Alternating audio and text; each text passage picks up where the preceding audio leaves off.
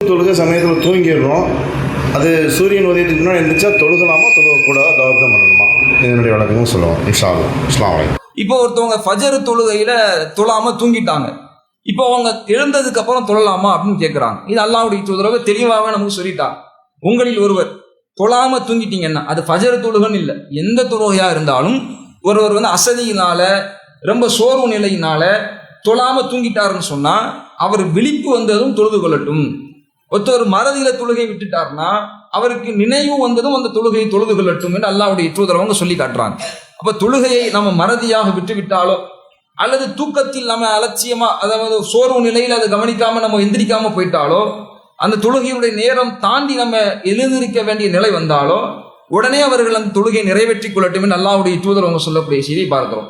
அப்ப நம்ம அலட்சியம் என்ற நிலையில் இல்லாம அதான் எந்திரிச்சு தொழுதுக்கலாம்ல, மார்க்கம் தான் சலுகை தான் தந்திருக்குது இல்ல என்பதற்காக நம்ம 7 மணிக்கு அலாரம் வைக்கிறது, 8 மணிக்கு அலாரம் வைக்கிறது, அப்ப எந்திரிச்சு தொழுதுக்குவோம் என்று தொழுவதை பற்றி அல்லாஹ்வுடைய தூதர் சொல்லல.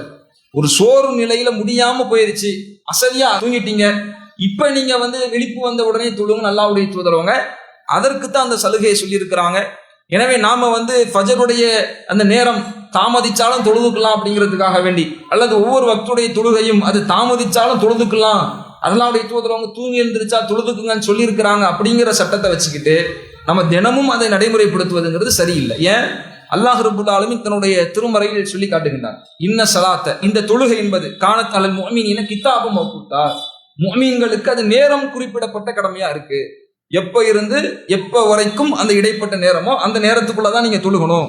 இதுல இருந்து இது வரைக்கும் இந்த இடைப்பட்ட நேரத்துல தான் நீங்க தொழுகணும். இசானா இசாவுடைய நேரம் இதுதான், மகரிப்னா மகரிபுடைய நேரம் இதுதான், ஃபஜர்னா ஃபஜருடைய நேரம் இதுதான் என்று நேரம் வரையறுக்கப்பட்டிருக்கிறது. அந்த நேரம் வரையறுக்கப்பட்ட அந்த நேரத்தில் தான் நீங்கள் தொழணும்.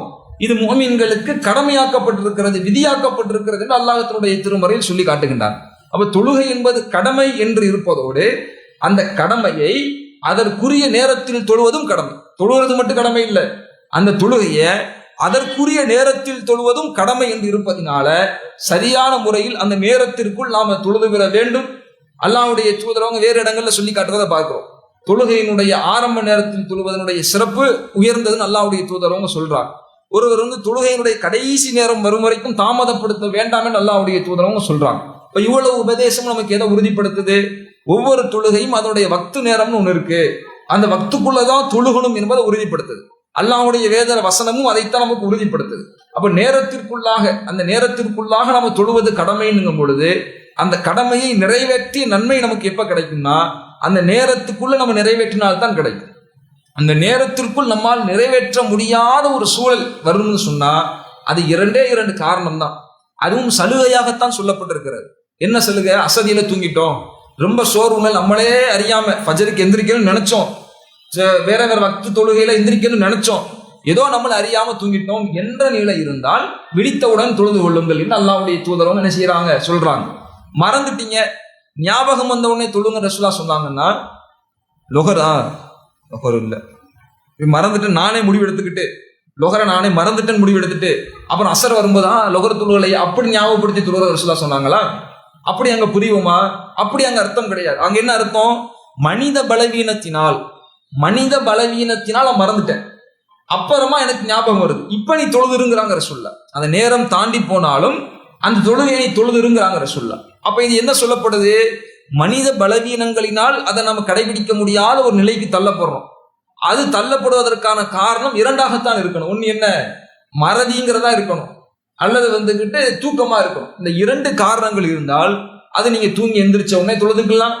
மறதியா நீங்க விட்டுட்டீங்கன்னா நினைவு வந்த உடனே தொழுது கொள்ளணும் அல்லாஹ்வுடைய தூதர் சொல்லி காட்டுறாங்க.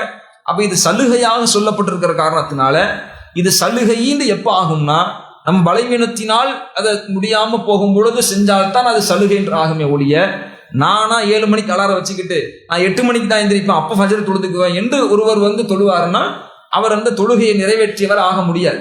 ஏன்? தொழுகையை நிறைவேற்றுவது மற்றும் கடமை அல்ல, கிதாபம் மௌகூத்தா, அந்த நேரத்தில் தொழுவதுங்கிறது கடமை. அப்ப அந்த நேரத்திற்குள் தொழுதாக வேண்டும் என்பதும் கடமையாக இருக்கிற காரணத்தினால கண்டிப்பா அந்த நேரத்துக்குள்ளதான் நம்ம தொழுகணும். இந்த 2 காரணங்கள், மறதி தூக்கம் என்ற 2 காரணங்கள், அது நமக்கு மனித பலவீனத்தினால் ஏற்படக்கூடிய காரணமாக இருக்கிற காரணத்தினால் மார்க்கம் இந்த 2 விஷயங்களில் மட்டும் நமக்கு சலுகையை தந்திருக்கிறது. இந்த சலுகையை நம்ம சலுகையாக பயன்படுத்தினா தான் அது சலுகையா இருக்கும். நாம தீர்மானித்து நம்ம முடிவெடுத்து அப்புறம் தொடர்ந்து போங்க முடிவெடுப்போம்னா அது சலுகைன்னு வராது. அது அலட்சிய போக்கு, பொடுபோக்குத்தனம் என்ற நிலையை நம்ம தள்ளிடும். எனவே இதுக்கான பதிலாக நம்ம சொல்லிக்கொள்வோம். இஸ்லாம் மற்றும் சமுதாய செய்திகளை அறிந்து கொள்ள தமிழ்நாடு தௌஹீத் ஜமாஅத் யூடியூப் பக்கத்தை உடனடியாக சப்ஸ்கிரைப் செய்து கொள்ளுங்கள். மேலும் பெல் பட்டனையும் கிளிக் செய்து கொள்ளுங்கள்.